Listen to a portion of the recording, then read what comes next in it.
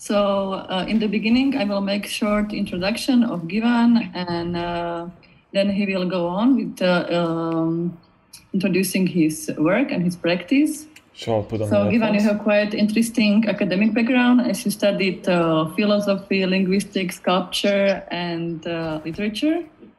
Later, you became active as an artist in the various fields of art, but generally related to technology and to electronic technologies, of course. It's funny. And you initiated or established like different organizations or initiatives. For example, Society of Algorithms or OCNO. Maybe we will have time to speak about it later. And so you have like a history, or like you probably like to work with different in different communities or in the groups to share common knowledge, and there is like a lot of DIY practice in your work. And later you right now you live in Malec on Vysočina, where you establish like residency center, let's say. It is called Kravin Rural Arts. Maybe also we will have time to talk about it later. And like I'm trying to avoid as much as possible of the term media art, because I know you don't like it so much. So you prefer to maybe talk about like post-media practice or like post-disciplinary practice. But also we can elaborate on this notion later in the lecture if you agree. And maybe this has changed because I read this interview with yours in magazine Enter, where you mentioned this, but it was in 2014. So it's 6 years ago, if you remember it. So maybe this developed this idea somehow, yes, or some theory to it. So I'm very happy that Givan will present us his work. I'm sure there will be a lot of also like ecological and social and political aspects and background to it, which I'm really looking forward to hear from him. And I'm very glad that you accepted our invitation. I think I will give you word now. And I would like to encourage people to also maybe write some questions or whatever to our chat that we have here. Or later in the end of the lecture, there will be space for also like normal questions, not just written. Okay, so I give you word right now. I hope you hear me. So it's always the essential point. Yes. But you give me too much honor, I think. I was lucky in many. I grew very old, I'm a very old man. So then you have time to learn things and to do things and to organize things and to participate in things. And sometimes you're asked here and there. So it's just a matter of time, I think. I tend to forget everything I do every couple of years, because otherwise I believe it's very bad looking at the past the whole time. I'd rather look at the future. So I'd rather start thinking from what people are doing and what I'm doing now, and then pick up what is possible from before. Because otherwise I sit here talking for an hour about a kind of CV or something, or portfolios, which is a curse to the arts. There was this artist, this composer, Luc Ferrari, and he was French. He was working at IRCAM in studios as one of the early electronic guys. He was one of the few that broke away from the studio and started to do field recordings. But the good thing with him was that every time they asked him for a biography, he wrote up something else. So he wrote like stories about his own life. And I think that's the most important thing you can do with an artistic career. Where to start? Maybe right here, right now. So tomorrow is a lockdown, we all know, which gives you of course, in a very special circumstances. But if you look at it, what happened this year, what we've seen and what is quite interesting is that there is some kind of a renewal of interests of kind of technologies that were on a standstill. and especially the networked kind of communication. I was a bit disillusioned from the first wave because most of the efforts seem to have gone into some kind of a thing like we are doing now, presenting, and it's like imitating television and radio and so on. Well, personally, I've been involved for quite a long time, almost 20 years, in trying to do interactive stuff online. So for many people, it's still kind of a mystery, but I was also surprised to find out that the standards which were being used 10, 15 years ago still hold. And that of course, there's a lot of innovations in it. So around 2000, I was asked the first time to work with musicians and visual artists in 4 different locations, which was Brussels at that time, Reykjavik, I think it was Oslo and Prague. And it was called Cafe 9. It was it was kind of a weird setup because there was the cultural capital in 2000 was shared by these 4 cities. And so at that moment, they put in some kind of heavy satellite television connections. And together with some other people, we were opting for a very, very simple technology which allows you to stream sounds, which allows you to do a multi-channel setup of sounds and then get your own mixes locally in it. It was done over an IceCast server, and it still exists today. You can still use this. The only thing is that the latency is so big. So you get like if you do visuals in sound are very slow over it still. But nowadays there's a lot of more solutions. So I was very astonished to see all these concerts happening. Even the Rolling Stones were doing that, but then it was a big fake. They did it in the studio, of course. They reenacted this kind of a connection. So that's going from a big jump over the past. If I'm not sitting here doing things, I'll just do the things I'm busy with beside of that, because some of it is relevant too. I work part-time for University of Ghent in Belgium. And I'm Belgian, so I come from there, but I left the place, I think 20, 30 years ago. And what I'm doing there is, it's called IPM. It's called Institute for Systematic Musicology. And might be of interest also because it's like, what I'm doing there is trying to bring artists and scientists together in a kind of a technological environment. A high-tech environment is the thing. So what the research is about is the connection between the body. So performances can be in it, but I'll explain it in a moment further. It's the movement and the body connected to what is the influence and impact on sound and music specifically. So my colleagues over there, they do extensive research into biofeedback, for instance, biofeedback situations. And so they're working with a lot of technology. And for that reason, they put up a big lab. It's like a small theater, actually, which has 80 speakers hanging around and has an industrial motion capturing, motion tracking system.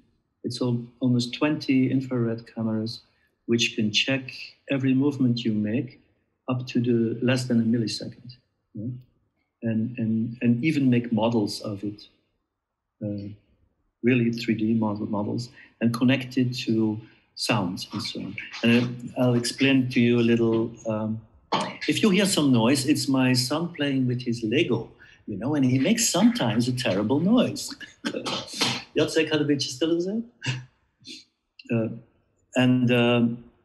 And so what they're doing there is it's very, very strange for some people to hear that the research center in musicology is not working with the big pieces of art or things like that.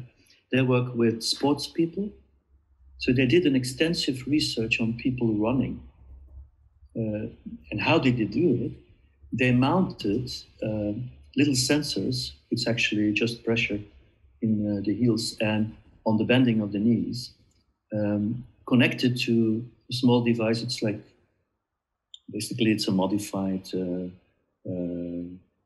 phone actually, because that's a small computer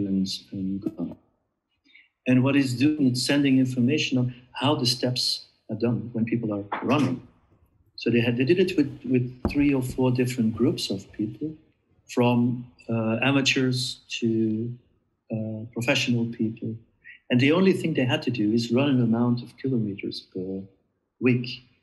And the data was sent, it's IoT technology, so it's remote sensors that sent the data on how the steps occur. And what they do is they measure actually the phase in which it occurs and the speed in which it occurs. And there were 3 different groups. The first group got a number of existing songs and music on it. And they were running with this fixed music in it.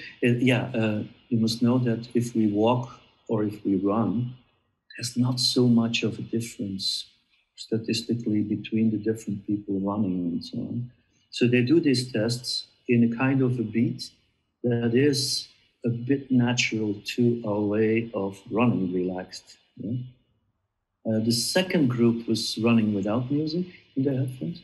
And the third group was running with a little program, an app in it, which adjusted the speed of the music slightly bit more than the speed, which is the rhythm that is done by running.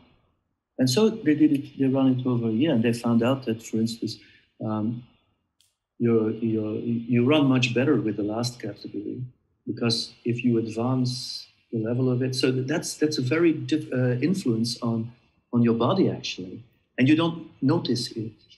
So you keep running, and you automatically go faster, because the sound of so the rhythm which you hear is automatically pushing your face faster. Yeah. So and this is the biofeedback systems that they do. And in the lab, what they do too is, for instance, there was a pianist, and she did this long piece, this 3-hour piece from a French contemporary composer. And she was playing it over and over again. And then she was motion capturing exactly how she puts the fingers down. So she makes all these versions of this music, and then she analyzes it. It's quite a statistical thing, but she analyzes it. And she is especially interested in where the expressivity, where the people have the notion that or the idea that she's playing more expressive. How does it work with the body? How does it work to the music? So that's an example of how they work over there. And for me, it's very interesting to work with artists in this environment. Oh yeah, we also had weightlifters. They have a problem with the back. So if you push up a weight and your backbone is not very straight, you automatically damage your body with it. So what they do is they motion capture it. They make a model of the body, and you hear music playing. But the moment you put your spine in the wrong position, it's like you distort the radio a bit. And then you hear the music slightly on this side, for instance, going wrong. So you know you have to go straight, or this. And it seems to work perfectly. So that's something that you cannot think about. It's something that your body automatically is doing. So we seem to be very much connected to what we see and what we do. So they build out the thing now completely for immersive systems. And we work a lot also with 3D visuals in it that are related to it. Why are there so many speakers? Well, it's very mesmerizing, actually. I was involved in a lot of in different setups for creating 3D sound, and that means that I'm sitting here and I hear these Lego blocks over there. If Sonia would be sitting next to me, she would hear it from a different angle, and she would hear it from a different distance, and even the reverberations in the room would be different. So they can actually, with the room full of speakers, they simulate this, and you actually hear the same effect. So they imitate reality in a completely virtual environment with it. Yeah? And there's two techniques for being used like that. First of all, there is ambisonics, which is an older open source number of protocols, and there is a wave field. Wave field is a bit more difficult, but if only you're interested in it, we can talk about it later. I can send things on it. So that's a bit what I do out of that. But for me, it's very interesting because I'm working. If I connect the first thing that I said, these online things, I'm now working on several concerts online between people, for instance, in Berlin, for instance, in Paris, for instance, in, I don't know, Sarajevo, and to make sure that they can connect to each other in a way that I'm looking at new developments of broadband and see how, without latency, people can do interactive things. They can run data over it. It's for visuals, it's for audio, and they can actually get much more into a multi-channel situation at home, which helps a lot. Stereo is out.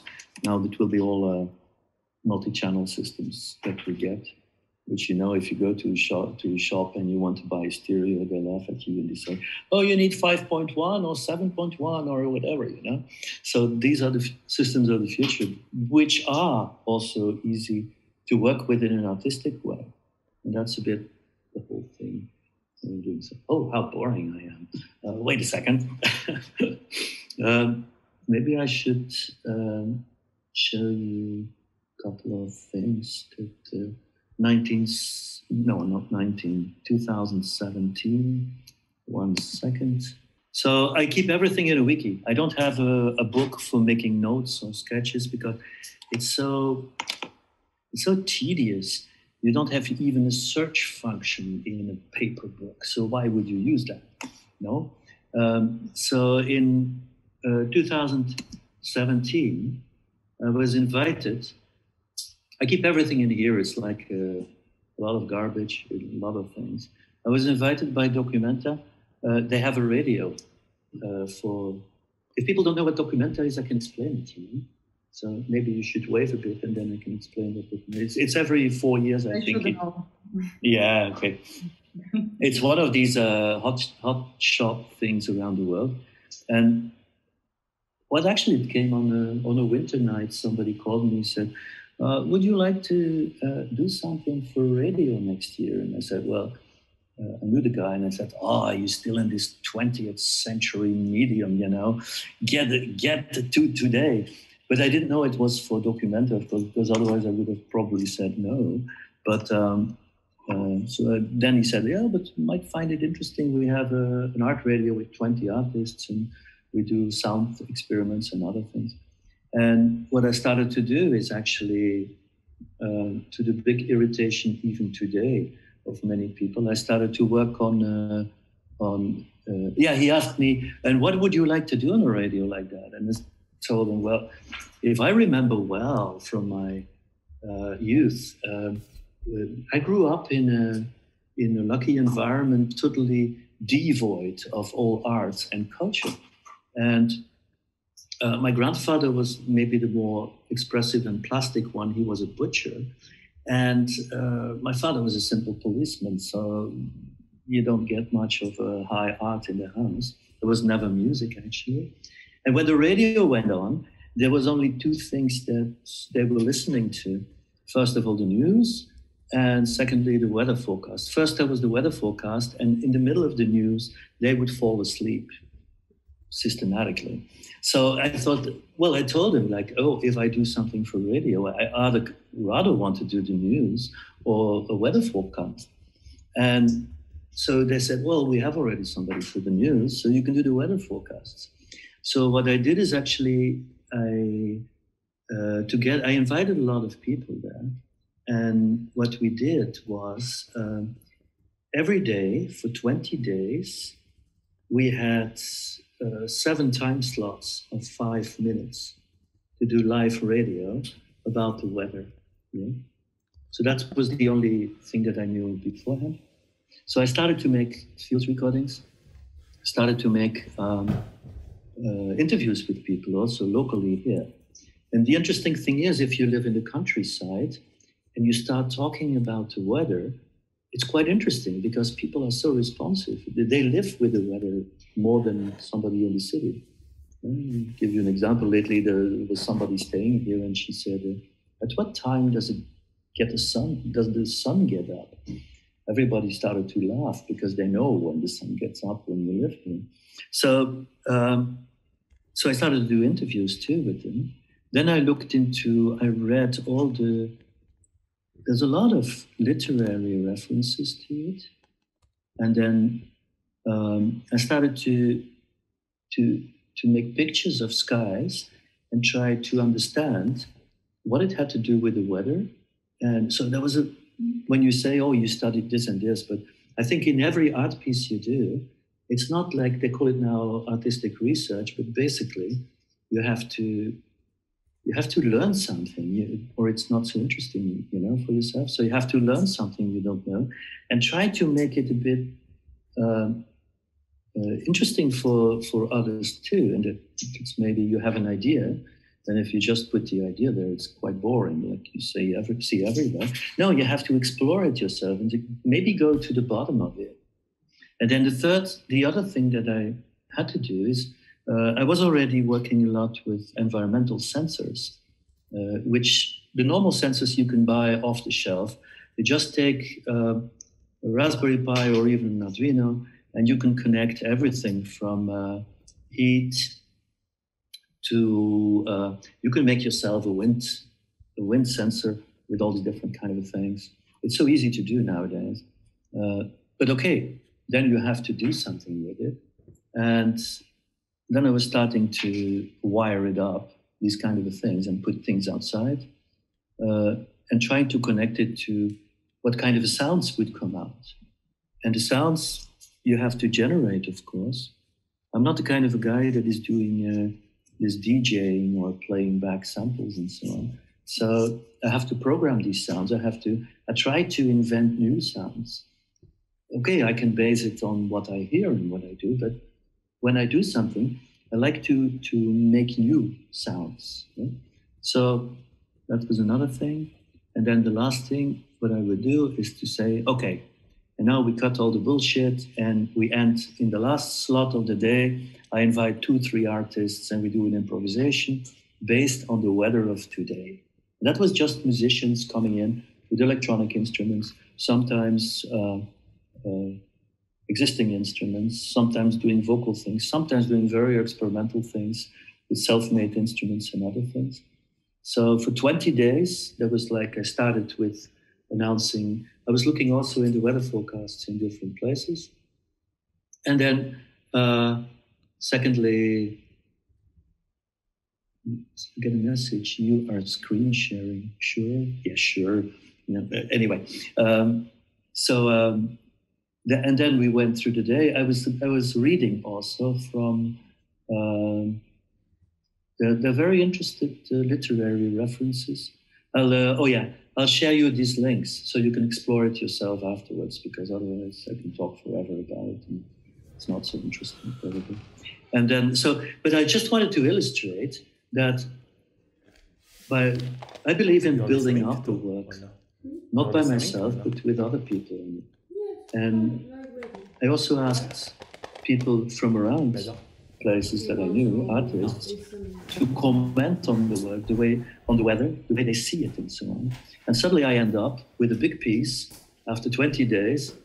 So 7 times a day, 5 minutes. You should imagine how it goes. You go into the studio like 9 o'clock. You have you do it live. So you have these 5 minutes, no, 10 o'clock, because I had to prepare from 9 o'clock. And then you leave the studio, you have a coffee, and you have to prepare for the next 5 minutes, which will be in an hour. And then the next 5 minutes, and the next, and it goes on all day. So you have to quickly eat because your next slot is coming up. And in the meantime, you have to rehearse with the people who do 5 o'clock, the last improvisation live. So by 6 o'clock, you're so exhausted, you can just drink a crate of wine and fall dead. But anyway, then you do additional recordings and so on. So that was the weather forecasts we did, called weather reports. And the thing is, it led immediately to a second piece. They asked me to do the next year, also in Berlin. They said, okay, we have a festival, and it's on now, I think, again. They have a biannual, is it every year? I think every 2 years. It's called Dystopia. It's a Dystopia Festival. And now if you look at it, if you follow the links that I will send you, you can see it all online. Yeah? So there are performances online, there are discussions online, there are installations online. And it's in Berlin, and every time they work with different with backgrounds and artists. When I was there, it was they worked with Turkish artists. And I think this year they work with artists from Brazil, contemporary artists, media artists, sound artists. It's quite an interesting festival, actually. And so they asked me what I wanted to do, and I said, well, I'm not gonna, this is I was very interested in the middle of Berlin, you have Tempelhofer Feld, which is the old airport. And what happened is that they closed it down. And it became a completely open field where people would start to walk around. They do sports there. They have their city gardens there, all these kinds of things. Until in the city, they thought, okay, we can make some kind of a housing there. And they were trying to forbid people to go there. But then some kind of an alternative groups were there who said, well, we are doing these things for years now here. Why don't you give us the opportunity of developing it further?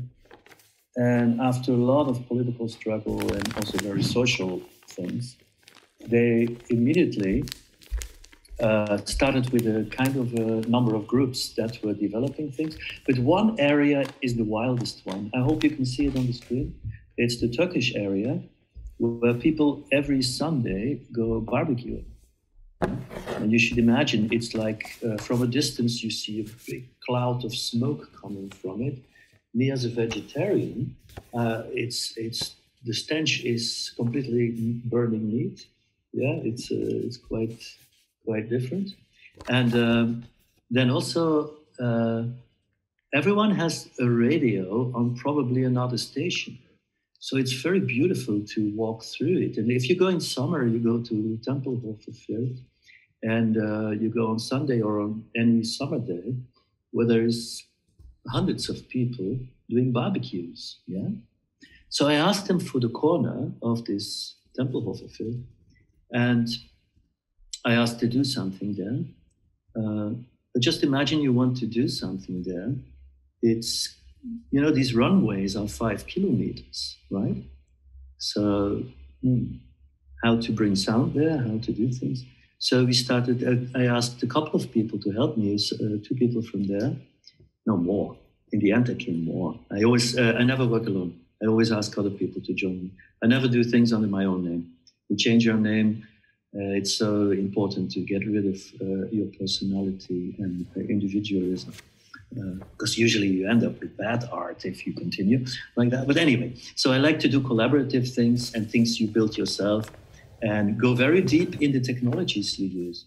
Most of the things I'm using for the next piece, I have no clue what it is about, and I have to investigate it, and then I try to go as deep as possible in it. But in this case, I worked before with FM transmitters, yeah. And what we did is actually, I started out with a couple of workshops with several people, how to build your own FM transmitter, right? And that's a very interesting resource. All my resources are online. You can check them all later. And so we were, even with most of the people involved, didn't know anything about. Were even 2 people who didn't know how to solder. We had to teach them how to solder. But in the end, we all made small transmitters that would go, the worst ones would go 10 meters, the other ones would go 20, 30. And we would set up in several groups, being 10 meters away from each other, transmitting the sounds that we were making, or that we had, or some other people were playing and other things. So you transmitted it, and then we were, within the crowds, we were having radios, simple FM radios in which you can receive things. Yeah? The result of it was that I had a backup system, which is if you go to all these electronic places where you can buy electronic stuff and you look for transmitters, you will see that they carry them online, but that apparently you cannot buy it. And the reason is because it's forbidden to set up transmitters, FM transmitters. So all these electronic moguls online have it, but they don't sell it to you. They will never sell it to you. Unless, and there it comes, you go to a nice Chinese electronic online sales shop, and there you get a transmitter for a mere 50 euros. You can buy one that goes 5 kilometers further, you know? You can just transmit pirate radio like in the 70s, 80s for a mere 50 euros, you know? So we had a backup system like that. And the funny thing is that the organization Dystopia asked afterwards, wat is? Mag allemaal antwoorden? Wil je dan, en in mijn bakje daar ook, doet de lichtjes aan? His scissors don't work. It's a technical problem. Anyway, and so afterwards they asked, can we use your big transmitter because we are in a place where we cannot put enough cables out and things like that. But it was in the end, it was a nice performance for a whole day. Also because, again, we were helped by the weather. We were there and it was September. And it was quite a hot weather, the end of September. And suddenly, the morning we're setting up for the performance, and the weather starts to change. There was huge winds. The sun was by noon completely going away. There were fierce winds, and by the afternoon it was raining and raining and raining. So you stand there in the middle of Tempelhof airport. You can imagine it's an airport, it's huge, you know. There are hundreds of people around you, and gradually, because of the rain, people would disappear. So by 5, 6 o'clock, suddenly you stand there completely alone in the rain, super wet, all the equipment is soaked. It was really a dystopia, as you can imagine. You know? So that was 18. And then I'm coming to, in 19, what I do every couple of years is that I try to reflect on what I'm doing. And then usually I stop making anything, and then I start to think. I write a lot too. I had a couple of years, over the last years, I wrote a lot for His Voice, you know, the magazine, the Better Music magazine. It's nice you have this, you know. I wrote a lot of things like, I wrote a whole series of travelogues. I travel a lot, and then I would just comment on the music, interesting music I saw when I was traveling over Europe and elsewhere. But the place where I'm now is called Kra, and we have usually a couple of residencies every year. Jan was there too as a resident, one of my favorite residents at that year. And but every couple of years, it's nice to reflect on it and think like, what am I doing right? What am I doing wrong? And how could I do it differently? And we have been working for quite a while already the first years, I think it's when we came here, between 2010 and 2015, I was working with a lot of people who were living in Prague. And I didn't like it that they were particularly, in the beginning it was nice. So they brought in all these artists from everywhere. But after a while, I was noticing that the interest of the local people was diminishing. And the reason was that these artists would come, they would stay here a week, 2 weeks, make interesting things. That was not a problem, it was nice. But they left, and basically, first of all, the money was gone, and secondly, there was nothing that was kept here that people from around could pick up on it. So for me, it became more and more of a problem that local people were not interested in a kind of a colonial situation in which artists from elsewhere drop down in a parachute, do something, think that everybody will love it, and then disappear, and nothing left, you know. So I tried to change it at that time, and that's why I started much more doing the residencies throughout the year, when people could stay for a longer time. In the countryside, it's really needed, because you cannot go around the corner to get anything. So you have to work for a longer time on things. And the main focus, which I have already for a longer time, is about ecology and technology within the arts that is being done here. And so if you do this in a very poor environment, you have to give all the time to it. And what you see is also most of the people come with very high ideas, but then gradually they start replacing it with, because they have to be in this environment which doesn't allow them to do everything. But gradually they also personally get interested in an environment, and by developing it, they get completely to different kind of works, because the environment is so overwhelming and so poor at the same time. And so, but by now I was thinking there's still something going on, because there's artists coming the whole time, and we should get more. Well, you see, if you are in a place somewhere, you have to take into account that these places are changing. And if you don't have the sensitivity and the sensibility to see the changes and incorporate the changes in what you're doing, then you become a machine, then you repeat yourself. Never repeat yourself twice, by the way. So then you become a machine. Right? It's like these, what you see a lot in art. They make one thing and then they do like imitations of themselves for the rest of the time. And so we started to think about it, and I'll send you the link to it. Meantime, there was a lot had been changed. We came here, there was nothing happening in the van. The first city is 7 kilometers further, and there's a village. I think if you walk 20 minutes left, you get there, and 20 minutes right over the hill. No, half an hour of the hill, you get there. You have one pub there and one pub there and nothing else, you know. But what's happening is over the last 4 or 5 years, there was a lot of people coming back who were going to school here, for instance, and then started to study in Brno, in Prague, abroad. And they came back and started like having kids here and other things. And they started to realize, if we go back to our old environment where nothing is happening and we have to live there for the coming years, we will have to do it ourselves. We have to make something new. And this is happening actually to a very astonishing thing. Kotyabos is one of the few places I know where it's also politically different in the environment. It's the Pirate Party and the Green Party who won most of the elections here. What is happening is that a couple of young people get together. They see that their kids are going to school, a school where they don't want their kids to go to, and they make their own alternative school in the woods.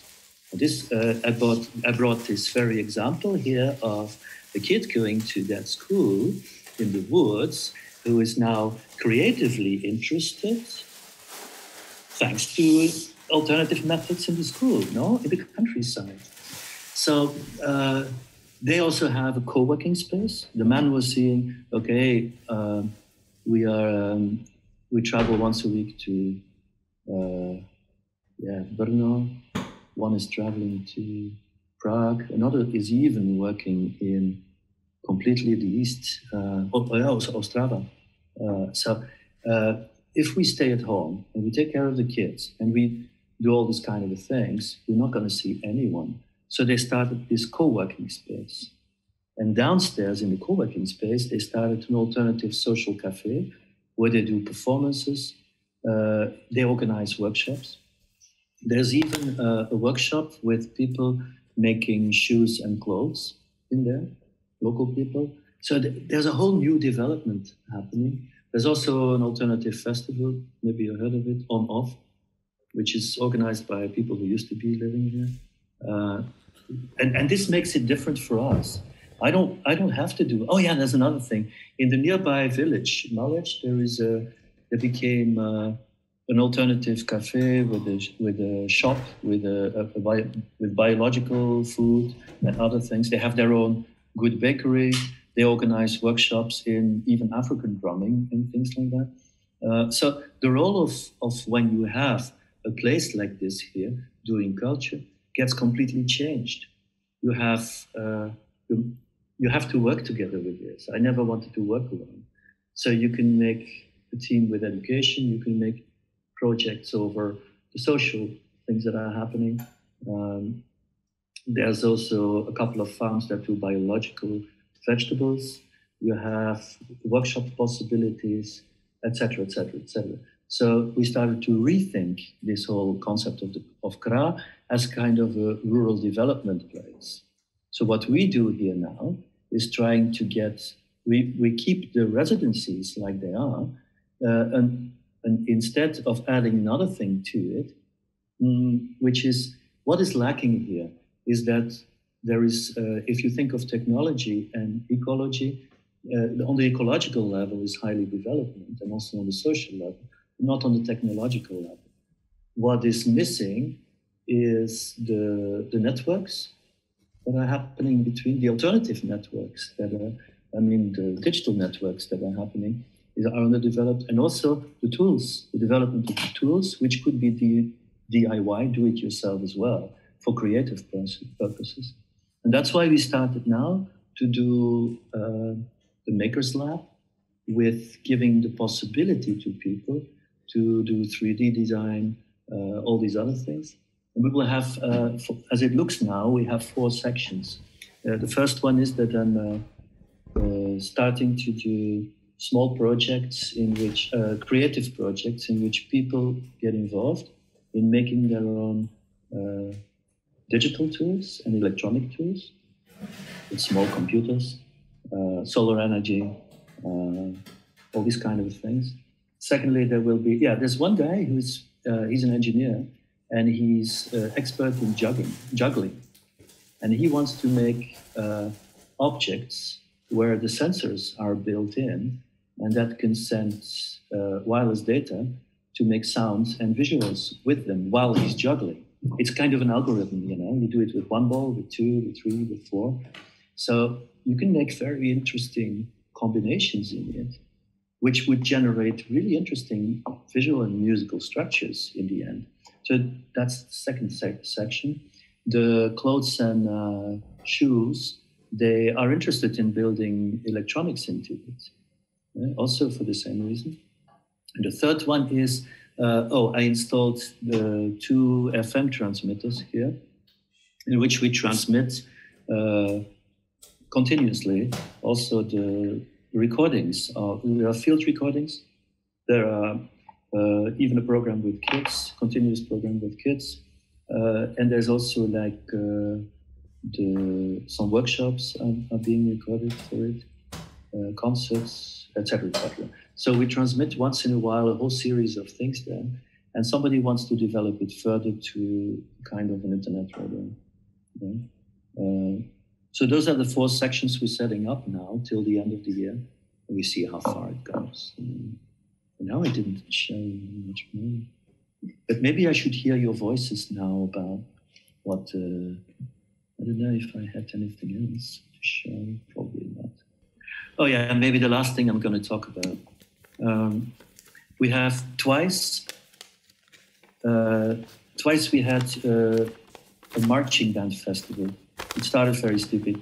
I wanted to have a summer festival. Yeah, every year we have a summer festival, except this year because of Corona. So they said, well, how do we start the festival? And I said, let's bring in a marching band, you know? And somebody said, who likes marching bands? I said, yeah, I do. I like a lot of marching bands, you know. I used to play in a political one when I was 20 or something. So I like this kind of a thing. Why is a marching band interesting?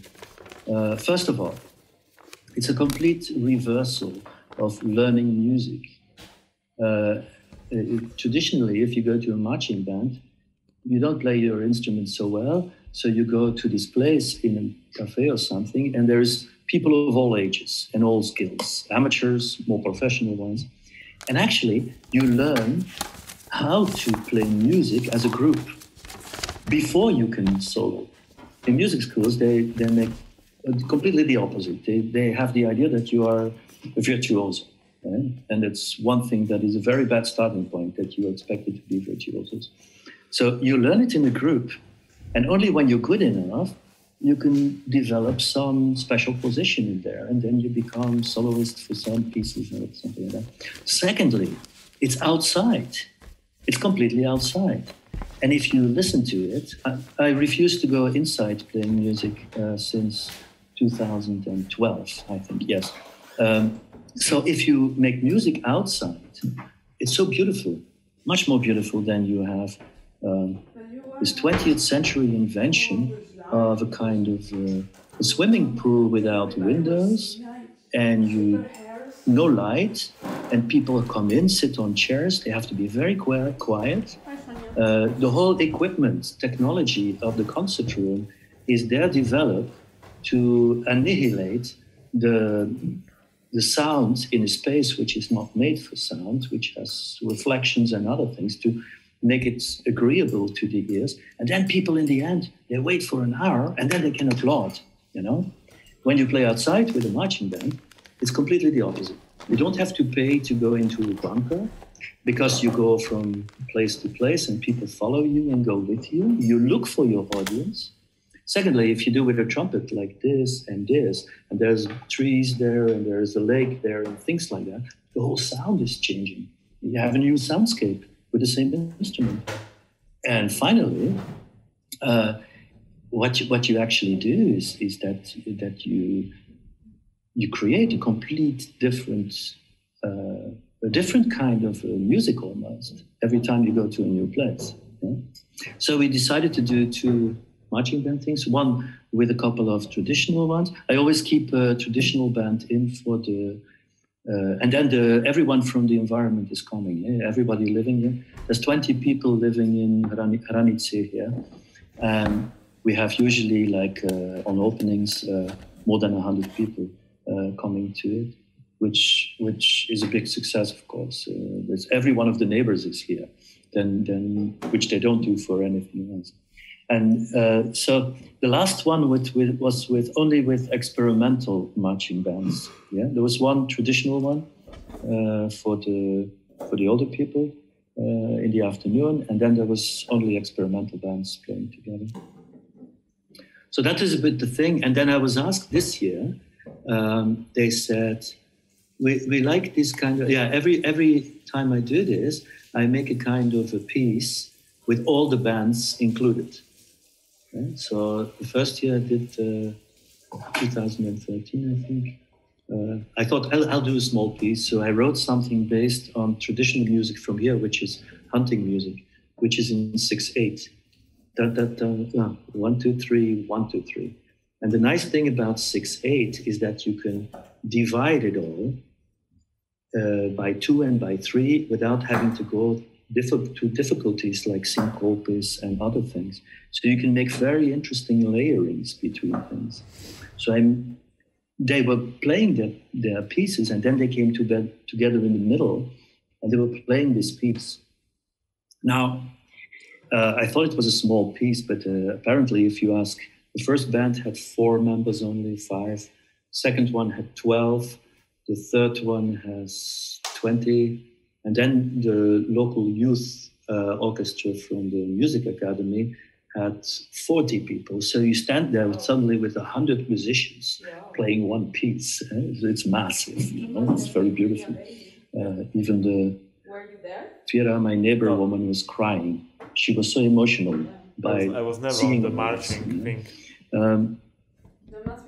And so they asked me in Gdansk, that's what you see on the image, it's called Bosnia.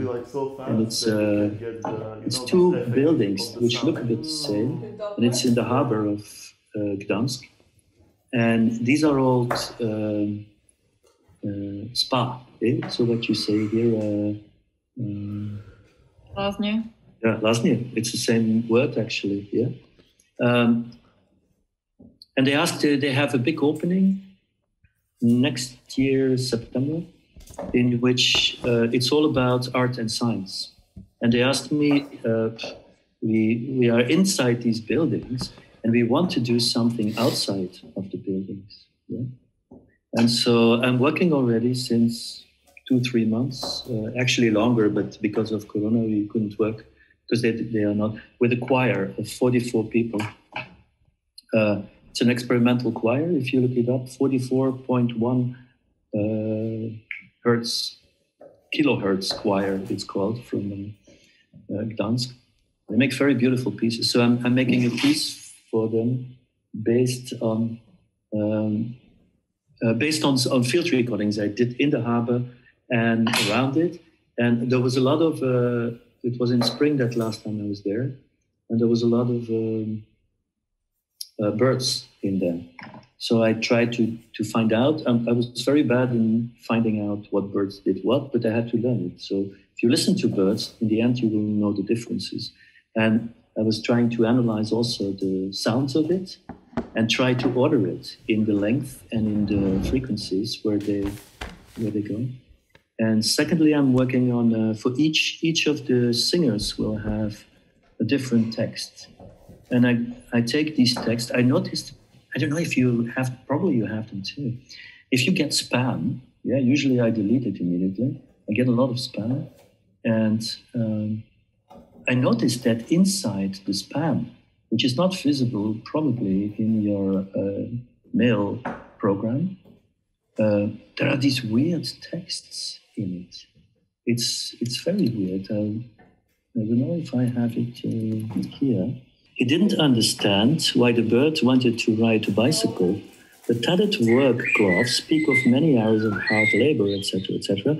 Although it wasn't a pot of gold, Nancy was really enthralled at what she finds at the end of the rainbow. These weird sentences are in it. And it's all these paragraphs. There's one paragraph of it, which is totally absurd, actually. Yeah? She used her own hair in the soup to give it more flavor. Have you ever heard sentences like this? Me neither. Wisdom is easily acquired when hiding under the bed with a saucepan on your head. I mean, this is inside my spam. Can you believe it?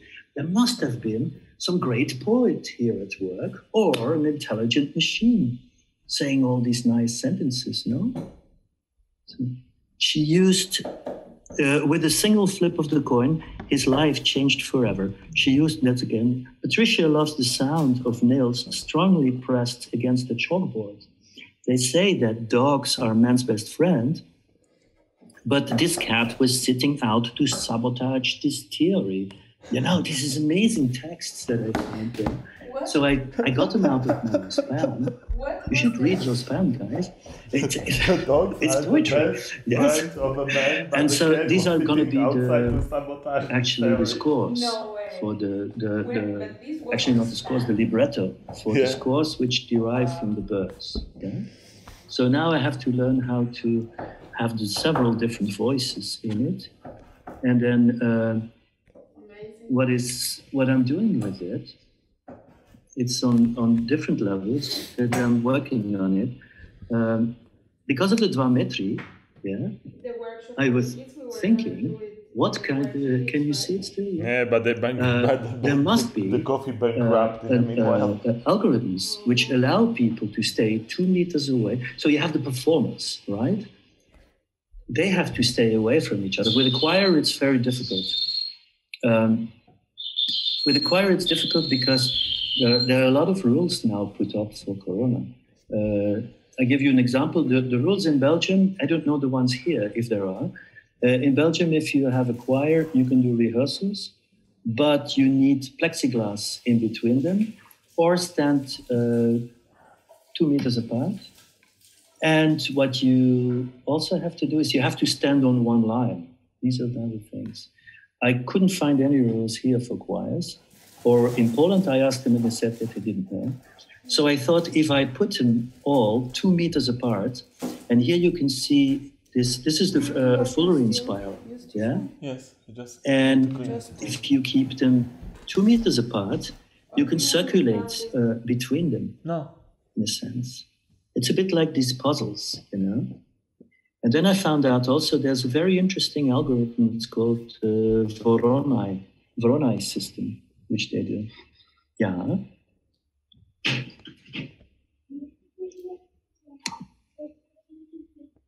Yeah, that's for you.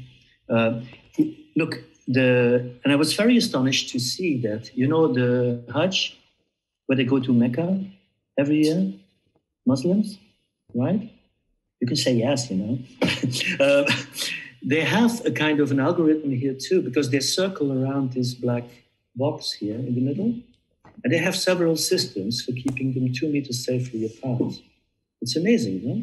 It's very beautiful, actually, if you look at it.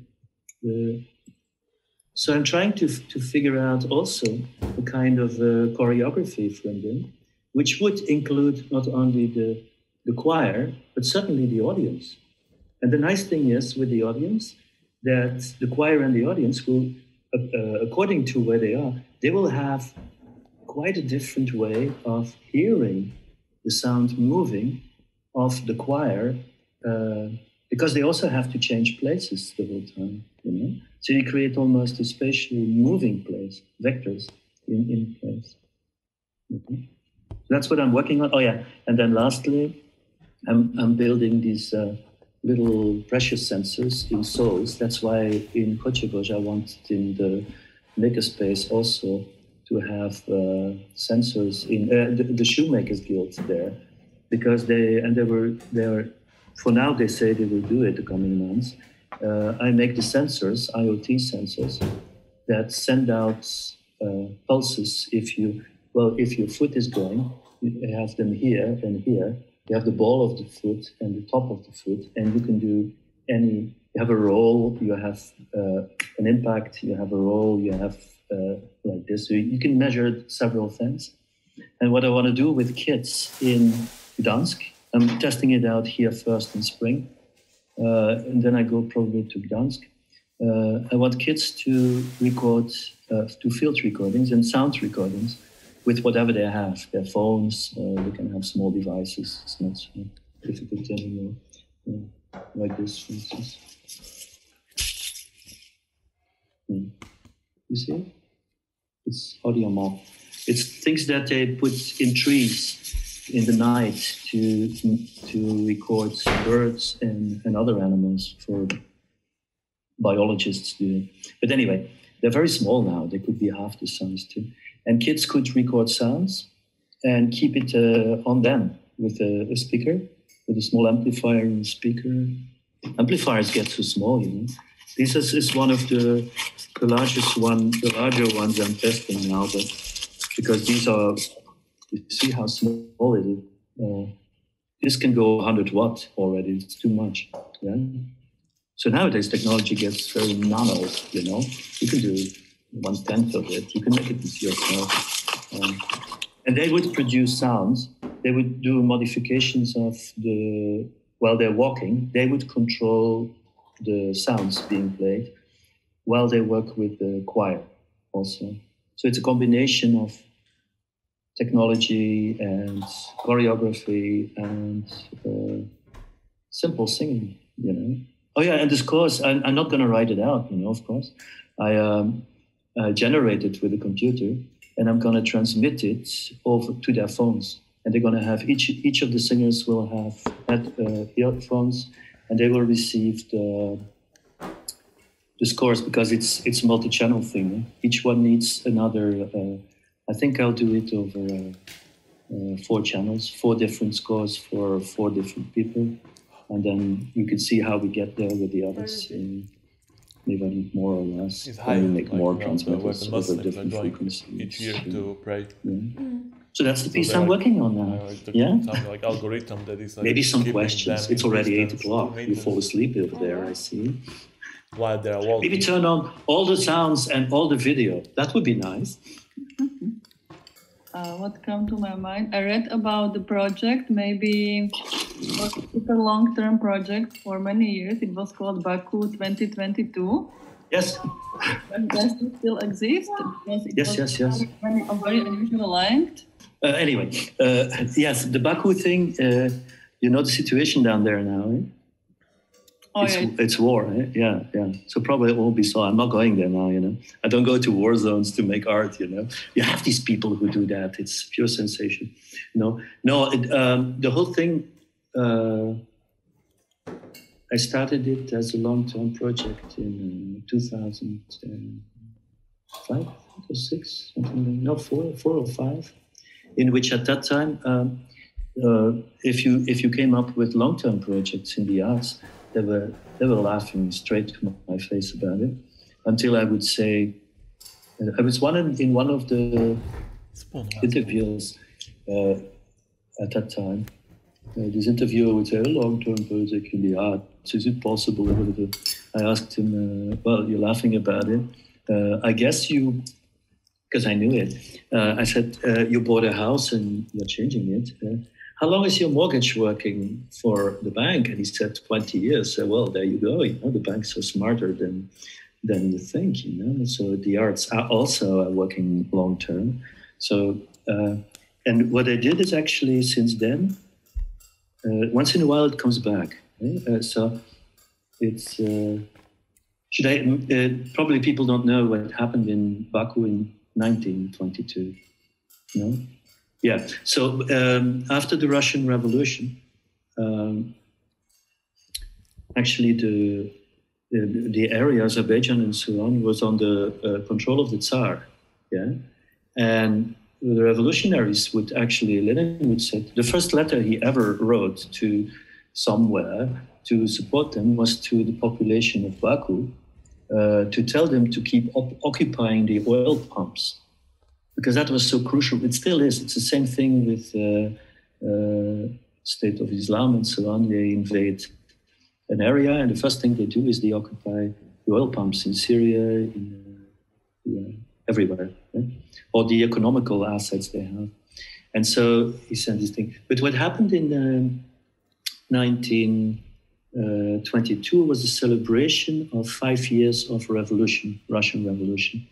And it was still, after the Russian Revolution, there was a high hope of the revolutionaries to promote industry and new technologies and so on as a basis of a new society. It's the big dream, but it was not yet, you cannot compare it to what happened by the end of the 30s with Stalin, when the end of Lenin's period and Stalin coming down. And so you had these young artists, I talk too much. So you had this young artist and Adamov, Arseny Adamov, and he would actually stage one of the first futurist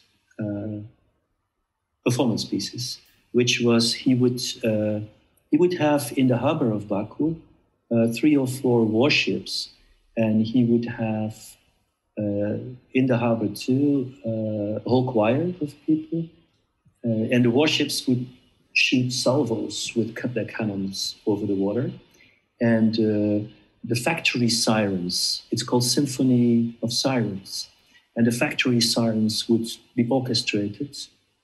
He had the whole cadets of the academy, the young military cadets working for him, doing these kind of things. And then he built a steam machine which was able to, I think I should I think 42 tones, microtonal because tones. most of the releases. And he claimed with 42 microtonal tones, he could emulate, he could imitate all the ethnic music from the Soviet Union, which is an ambitious thing, and still not, I think by 47 he would have done it, but 42 is very ambitious. So, and he would stage this first performance in the harbor, completely in smoke and other things. But what it meant was that it was actually looking into completely new ways of making art and using a completely different way of an instrumentarium, which was not in the arts before, never. Yeah. And then they repeated it over Moscow, but in Moscow they couldn't, year afterwards, but they couldn't, of course, shoot cannonballs over Moscow. So they had all over Moscow choirs of people singing existing songs, things that he made up. There's nothing recorded of it at that time, but then you read in the newspapers that Moscow was one like a beehive of sound. You know, must have been very beautiful. So I thought, like, if it's 100 years later, we should be able to bring about new kind of instruments that were not used in the arts before, either visual or audio or online or things like that. And that was the point always about. And people seem to misunderstand always my cryptic titles and things like that. But and that was the only thing about. So the things I've been developing since then completely go in there, even the organizations of it. Also, I keep track of people in there. Now I reveal the secret. Usually I don't explain it to make not people not so much aware of it. It's not so important. But probably by 2022, I was already asked by somebody that he wanted to co-organize it.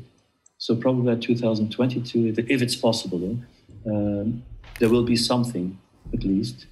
But, yeah.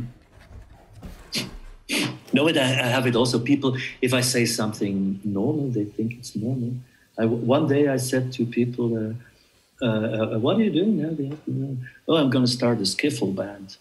And then they started to say, yeah, but I play this instrument and this and this. There was only one person who said, of course you don't want these skiffle instruments. I said, no, I want I'll explain skiffle. Skiffle was invented also the beginning of the 20th century. And those were actually much earlier. It's like a way that people, and it still exists everywhere, it's just a name, It's people making their own instruments. Yeah, you have it in ethnic communities, you have it in industrial communities, you have it everywhere. And one of the interesting examples, never heard of the Cigar Box Guitar? No? The first Cigar Box Guitar is a guitar made from a big cigar box, was in a photograph, a picture of the American Civil War, 1840s, 50s. So it's a very old thing. And then even Jimi Hendrix has a picture with a cigar box guitar. Yeah. So and the beginning of skiffle was actually in UK. After the Second World War, the UK was very poor and you couldn't buy many things. People didn't have money. And suddenly they noticed that the vegetable stores and the tool stores had a shortage of broomsticks, washing boards, and other utensils. And what you saw these bands coming who were imitating American music.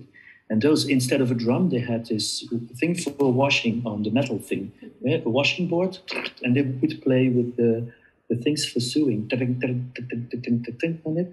And the broomstick was basically, I can show you, it was a box. Well, actually, a water basin, yeah, where they would put the laundry in, and you try it out at home. You have a broomstick, and you connect on your washing basin a rope here till here, and then you can play on it like a bass guitar. Yeah, so that's the beginning of skiffle, no? Okay. And I want to do it electronically and digitally and nano instruments, of course. So that's the point. And you should all be making your own instruments. Yes. So there was a question. Yes. But also it relates to what we were discussing before. That maybe if you can reveal some, like your working background, like how do you create sounds? There is a question, and what phrase you use. Yeah. I don't know if this is. You seem sad. Oh yeah, but yeah. Well, it's easy. I can, of course, I can. From a practical point of view, for example, sound. What is your like regular thing? Well, I use. I stopped playing all instruments in 1989, and I turned to computer music. Yeah, and so I'm not interested in. I'll tell you immediately. For editing sound and other things, I use these open source tools, which is called Audacity, like everyone. It's a great thing. Audacity. Then also for doing a bit more layering, Reaper. Reaper is a fantastic tool. It's like for different things in it. And it works with plugins too. And then also for analysis on music, you have... but I'll send the links. I promise to send the links to that. Sonic Visualizer is by University of London, and it's a complete set of 100 different ways of analyzing one sound. Yeah, so it sounds scientific, but you can use it. Everyone can, if you look into it, what it is, you can use.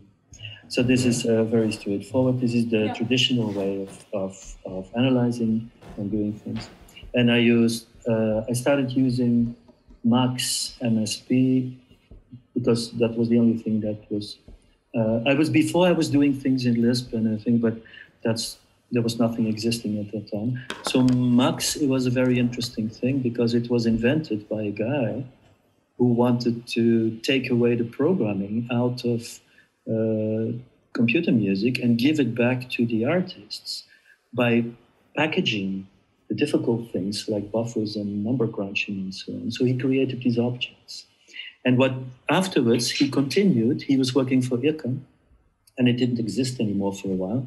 And he continued to use pure data. And I'm still using it today because it's completely downloadable for free. Data? It's I sometimes give small workshops, and people do it you can make it as complex as you want, but you can do very interesting things. And I use it basically for, first of all, the analysis of sounds. Secondly, the generation of new sounds, and thirdly, also for changing the parameters of the generation of sound due to other things, like, for instance, cameras that capture motion, or sensors that give you a temperature sensor that goes slowly up and down, can change a lot of it. So those are the things I'm working with. But by moving now, not lately, for the last 5 years, to Arduino and mostly Raspberry Pi, gives you a very nice solution, very compact and cheap. Okay? So on a Raspberry Pi, you can have a lot of these things, like Super Collider is running it. This is programming language. Python, if you are a bit into programming and you use Python, you can probably use all the libraries that are for sound. They're very interesting things that are happening. But also you can do it within one language, read the data from sensors, or also generate all things. So this is easy to do, but this is in the programming thing. I think lately I acquired this. This is a weird box. It's called Pi Sounds. I'm not going to open it because otherwise I don't get it together. It's actually a Raspberry Pi, and there's actually a kind of inputs in it. Yeah. And there's a special operating system that runs. It's all for free, these things, and it's an operating system that runs that actually optimizes the Raspberry Pi for using it with sound. So what can you do? You can use it as a simple. If you plug in your guitar, you get a simple set of things in which you modify the sound. He's now showing the thing like that Danilo was showing us. This would replace 500. God, this is the best thing ever. What is it? These boxes on the floor which they operate by their feet, But you can do it on this. And you can plug in a microphone But also you could create an output which goes here, multi-channel out, optical. So which means that you have suddenly with a small box that costs 50 euros for the Raspberry Pi and I think 25 for the head that is on top of it. For 75 euros, you got actually a thing in which you can do so many things now. So I use these small things, yeah? And I can play outside with it because I can operate it over batteries. And I can operate it for a longer time if I connect my batteries to solar panels. Yeah? What else do I use? I don't know. Yeah, that's the main thing is that I'm easily into, I generate things usually, yeah. If I use existing sounds, what I've been doing lately, but I'm not good at it yet, I should work on it further. Lately there's a new development in sound and also much more the visual thing. I do a lot of field recordings, yeah. I have hours and hours of field recordings there. And I'm always wondering what to do with it until I discovered a technique which is actually automatically segmenting the files. Automatically it checks for which are the envelopes in it and it segments it, right? And it catalogizes it according to the parameters you give it. So what it means is that I can, by now it works that I take a whole folder with 20 recordings of 1 hour. So it's 20 hours of sound that if I have to go through it, I can never go through 20 hours of sound, you know. And it reads it all in very fast. Within 5 minutes, it's done. And it puts it, all the likely things, they put them together. And then I even made a small interface in which you can navigate it. So you go through it and you hear it. And I can, if I do it with a mouse, I can also use anything else, any external device, to navigate through it and play it. And secondly, what comes out, I use a technique that some of you may know, granular synthesis. Granular synthesis is very easy. You take a sound buffer, and you take a couple of milliseconds of it, and you loop it. So you create other sounds based on the complexity of existing sounds. And that you can modify too, of course, in a very different way. Not only filtering or in the time domain, but you can also change it in the spectral domain. Sound has a time issue and a spectral. Same with visual. And I develop also a visual interface with it, with interfaces, because 3D is interesting because you can combine parameters. It's not X, Y. You can do more dimensions or more parameters if you combine, for instance, a couple of 3D objects, which you can individually turn, but which are connected. So you program in visual things. So it's OpenGL, you know. It's all very often. I use open source things. It's only Max that I still have for 20 years that I keep using, but anyway, a special thing. And then also for if you want to do streaming, I found out, and this may be interesting for all of you if you want to connect. In a sense, our browsers have changed with HTML5. And what is interesting is that everybody knows the sound formats and the visual formats, of course. But there's a new format called Opus. Opus is it's a more efficient way of sending sound over the internet. Now, you don't have to go through that protocol completely if you not want to program. What is happening, for instance, Jitsi has it.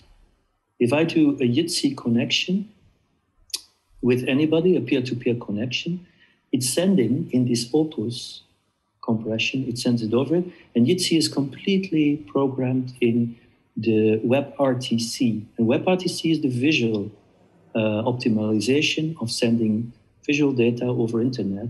And optimization means the less latency, yeah, and the better quality. It's a very fast compressing and deep compressing thing. And this technology is actually based on what they call in programmers terms WebSockets. And WebSockets is that the world has changed a lot. You have a lot of firewalls and so on. So if I make a connection from my computer to your computer, I ask, can I go to that computer? And you say yes. Then I go over all the firewalls, which means that the data loss is usually that you go from this node to that node to that node to that. There it goes straight. So you have less package loss, and so you win time with it, not having to go through a firewall which checks everything and all the other things. And this technology is built in your, usually if you use, I use Firefox, but Chrome seems to do it better. Yeah, Yitzi runs better on Chrome, and it's just the implementation of this. And it's very fast, and the quality is also a lot better. Yeah, so I use these things. And then finally, I'm going to say, if you ask, there is, I'm now doing tests with a thing called Jack Trip. It's not only a fancy name, it's already an older technology that was invented by Shaffi. He's a cello player, but also an electronic music. Joel Shaffi. And he invented a protocol that can go from one computer to the other, which is using multi-channel.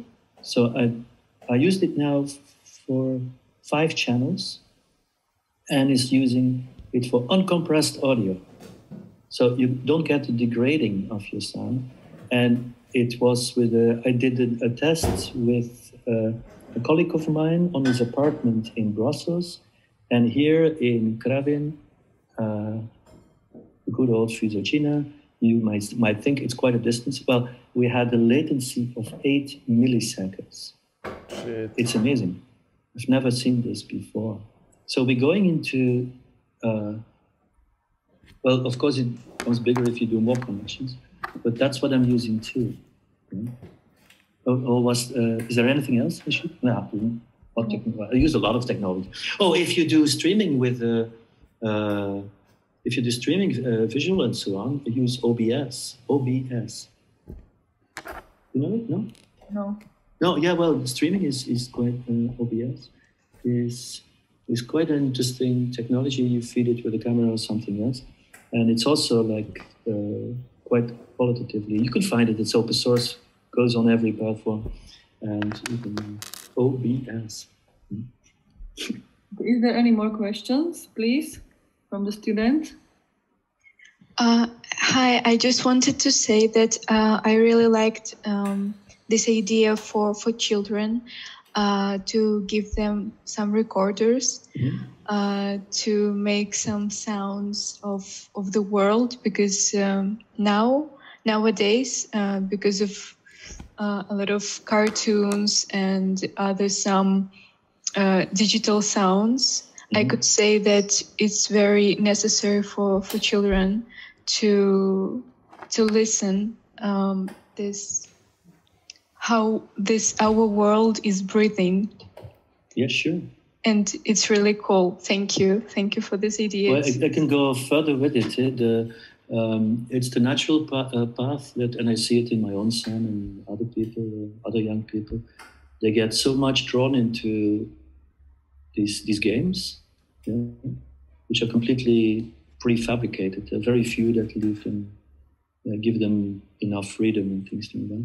But when you slowly, what I also did a while ago is some first tests for the thing. You can have 3D scanners on your phone. Yeah? iPhones are actually, I have an Android phone, but iPhones seem to be a bit better in it, strangely enough. But it works also on your Android phone. And you can have a 3D scanner, yeah? And I was working with 2 kids, showing them how it works. And they would make 3D scans of things, 3D objects. So now I was looking into what kind of a free platform could I use that is easy for them to make 3D objects. Because the third part is that when we have the 3D printer, they could start making 3D objects themselves. So in these 3 phases. So it's not only about music, it's also very much about making objects. and working with software that enables you to tweak it and make creative things on it. And kids are very good in it. I have from, if you go to Bastel Instruments from Brno, they have this OM Synth, which is open music synthesizer. And what you get is a kind of, so just the electronic parts, you get kind of plate with pocket oscillator and a pocket sequencer and a pocket in it. And you can make your own synthesizers with it. You can experiment with it. There's an online video that shows you how to do it. And there was 2 kids coming, and I had replaced the resistors with a light sensor, which is basically the same thing, just that it's variable. So they were playing around with it. And then I was showing them, look how you make an oscillator. You put this, and then you connect these points, because basically short circuits that you make. And they were playing all afternoon with it. So the point is that we think it's all too difficult for them, but it's not, once you get them into something, they're very fast in doing something that is creating a kind of a non-trivial outcome in sound and visual things. That's what I like a lot. If I make these things for Gdansk, I see it as like 10 kids that have to walk together. They have to trigger these things not as individuals, but together. So they will have to agree on what they do, because they can create complex rhythms, but they will have to rehearse it together. That's what I like about it, that they get into a social kind of a situation with it.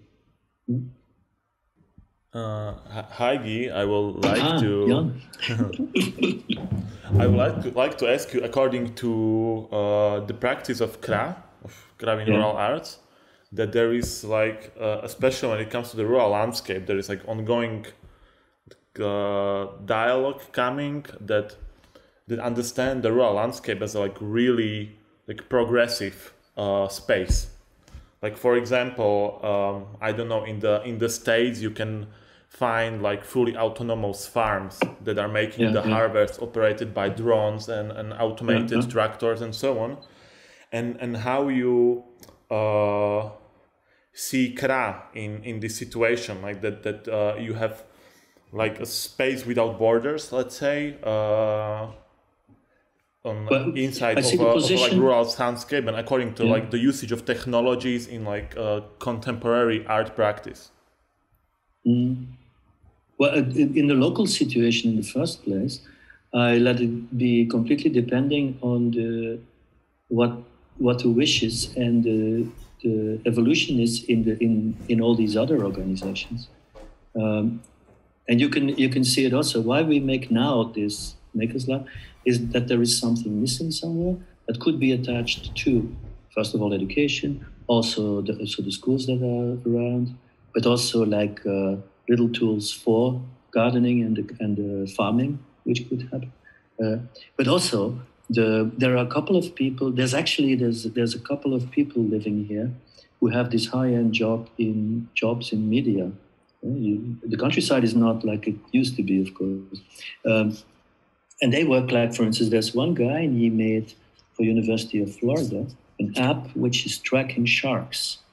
Shark tracking, yeah, but it's they have devices on them and they track them in the ocean, what they do. And this guy made the app for it. So now I was talking to him and he was very interested, and he said like, yeah, but now they asked me to do in one area, it shouldn't be always machines, monitoring of crops. Would we be interested in it to do it? I said, yeah, but we have to develop. CRA will only have an artistic outcome. That's what I say. And we can work together with others. We can do the expertise with it, but I stick to the artistic and creative path. Okay? So that's the local position. And I think rural development for us means that we develop creative systems and creative things that's for the environment. That are environmental. And the arts, you might think that it's very instrumental what I'm saying, but it's not. There can be autonomous things coming from it. If you have the data from the monitoring of the crops, you can imagine somebody makes a nice music from it, or makes nice visuals out of it, or is doing some more interactive things in it.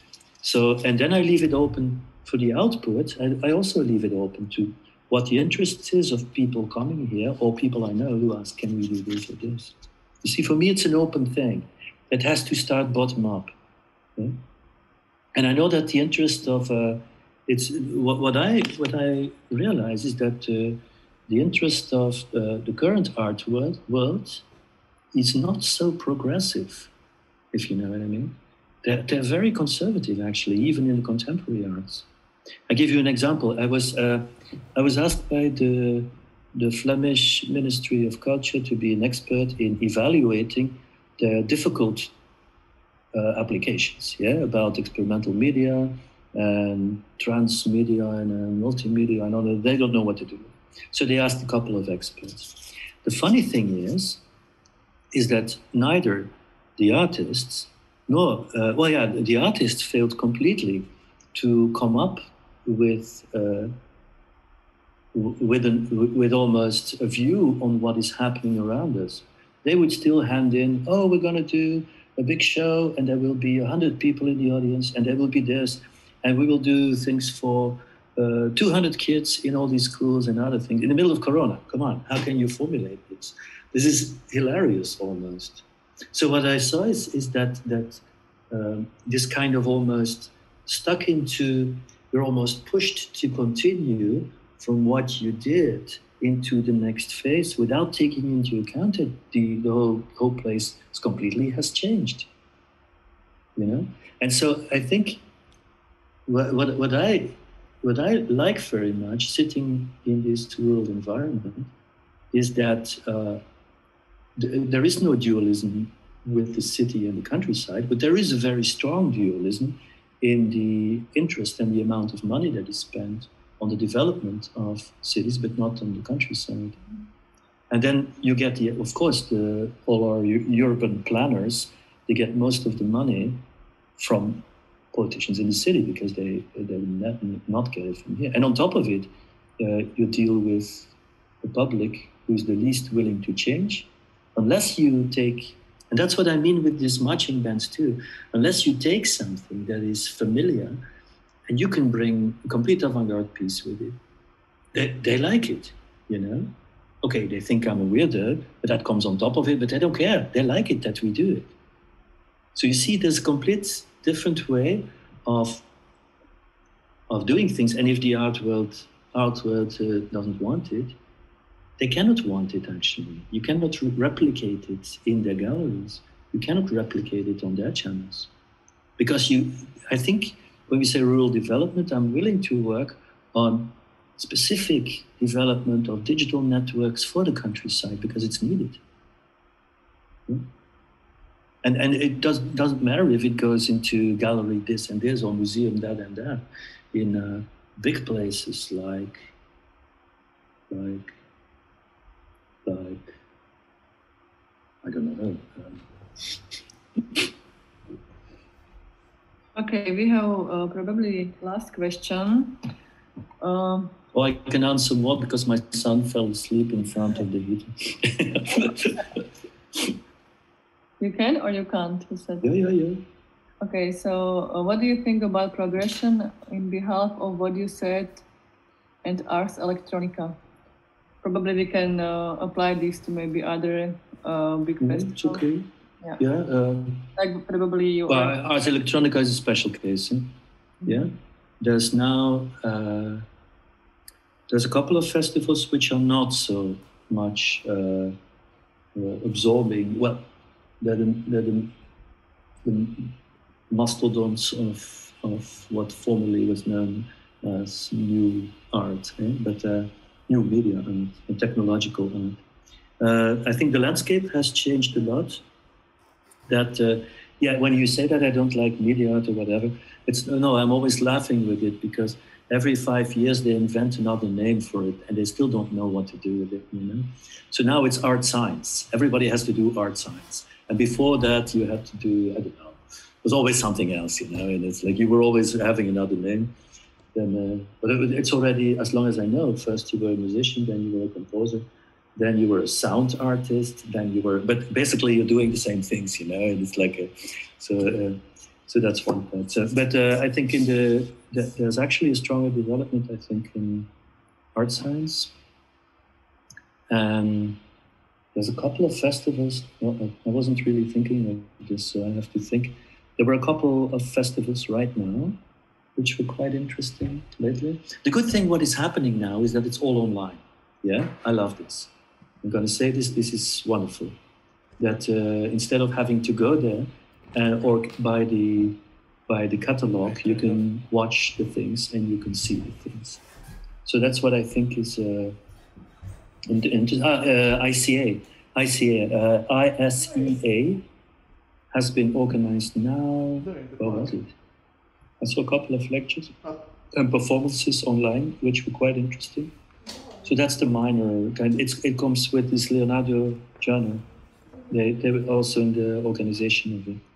So you have a couple of other festivals who are not so much going for the commercial kind of things, because Ars Electronica is. And secondly, they have this network of European centers that is really very much funded by European Union. It's good we know that they are there and what they do. But what I think is that I like more the festivals that push to produce something. You know, when I mentioned this Dystopia, it's a small festival in Berlin, but they let you know in advance and you can produce things for it. I had this thing too for this radio of Documenta. They were very willing to give me the opportunities to develop things. They don't give you money at all at these places, but we give you the opportunity and actually the time and the infrastructure to develop things. And I like these more. And Ars Electronica is not doing this. They're having it should exist already. That's the difference also. Yeah? And it's very much promoted by big media. And then they have, of course, the connections to, for instance, Beaux-Arts Brussels, IRCAM Paris, De Waag Amsterdam. And so you see all these big institutes that team up together. And that's a bit the problem of the big institutes, that they absorb things instead of what they should do, produce things. That's a bit my vision on it. But and it's sometimes it's good that some things come there. It's a nice collection over the years that they have. So they have their place. You know, I'm not. It's not my place, but it's a nice place. Okay, then maybe last few seconds, if someone wants to... Someone else? Come on, ask it. They all fell asleep in front of the heater as well. Talking the nurse, maybe. What are you going to do all tomorrow? Yeah, that's my question to them. They should answer you in the chat. What are you going to do tomorrow? There's a lockdown. Yeah? Not really. You can go out, actually. You can just go to the shopping. Well, yeah, shopping. But how do you deal with creating things together? Secretly, you meet, or you do it online, or at school? At school, yeah. You can go to school? No. So? No. But that's my question to them. You know, how what's their vision of creating things together during a lockdown? Because, take it or not, maybe if we are very solidary with it and very caring for each other, maybe it goes down in November a bit. But we're going to have a weird winter, you know. So we should think that it will be only after some months and months that we can still start to sit together to it. So we only have virtual means soon. Yeah? And then... they can use some of your advices for streaming as well. Yeah. And also how do you... Because the nice thing is that you're in a position now that you can actually invent your own networks. You can invent your own way of working something out. And possibly it changes the arts tremendously too, you know? That could be, yeah? that some people come up with great ideas for doing this and this together. And then, Given, would you be like willing to share with us some of your, as you promised, some links, maybe? Yeah. I'll give you an overview of it. I'll do it tomorrow. Yeah. Great. So I can also share with other students. Maybe Yes. also whatever, if there is something like right now what you find interesting, like some text or essay would be also nice, like maybe some whatever. I'll send you a couple of links of what I talked about. Maybe the people want to know some of the things that the student might be interesting for them. Or I'll put it all together a bit. And if anyone has a question, maybe they should, if they have specific questions, they can ask you too. And you send it to me, and if I know it, you know. But yeah, so yeah. And there's also, yeah, I read a lot and I write a lot, so I know sometimes some things, you know. And also, you know what, that's the good thing. That's why I go there, I work at university, but I go in normal times. I went there 1 week per month, yeah. And the interesting thing is going to a lab is that you see a lot of new things happening there. They work with EEGs, for instance, now, but they had to stop it, of course, because with COVID, you cannot work with EEGs. So they're looking for non-intrusive solutions, which they could use, which is actually the newest technology in brain scans, which are not done with electrodes and things like that. And second, so I learned a lot there. But then again, people who are doing research, they share a lot. They write together a lot and they share a lot. And that's what I think is a bit of a difference.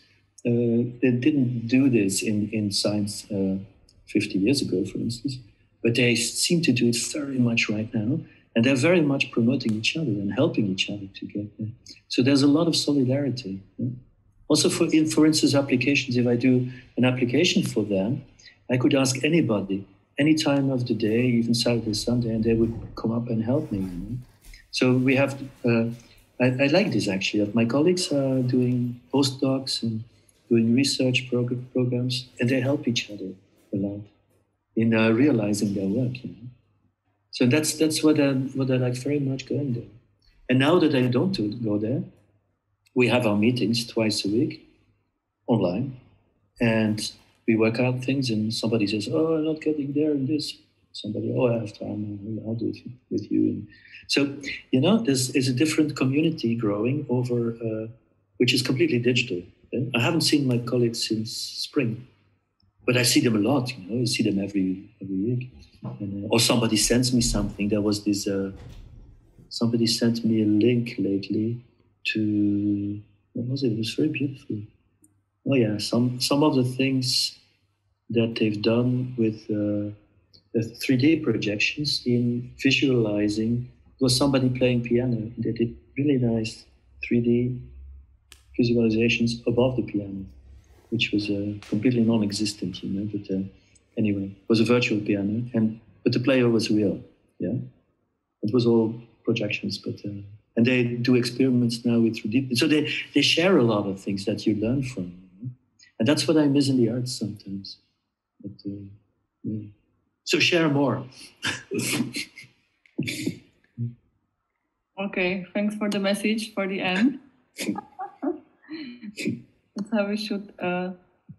Okay, so okay, there is nothing more I can see, or just some comments. So thank you very much again. Mm-hmm. I will be looking forward for some Yes.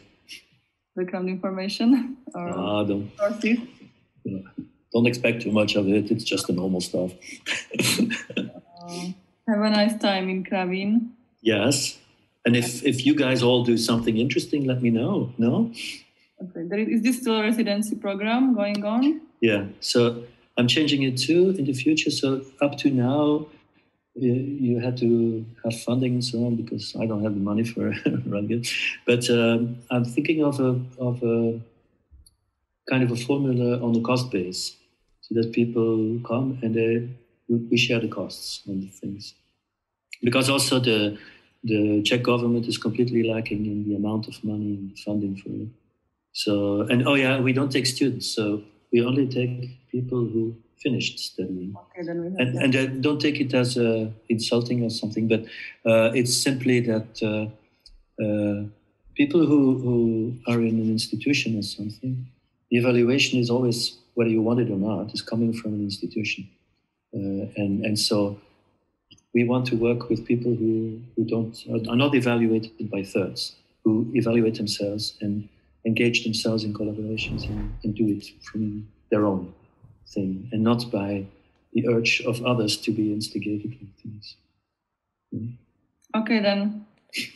Okay. But remember it all. I can come. Jan. Jan has been here, but he can still come. So thanks a lot again. No, thank you for inviting me. I hope it was not too boring. And if people don't understand the part, they can send in a message too, and I will be willing to explain it if I have time. Yeah? Okay, great. Goodbye. Goodbye. Thank you very much. Ciao, thank you.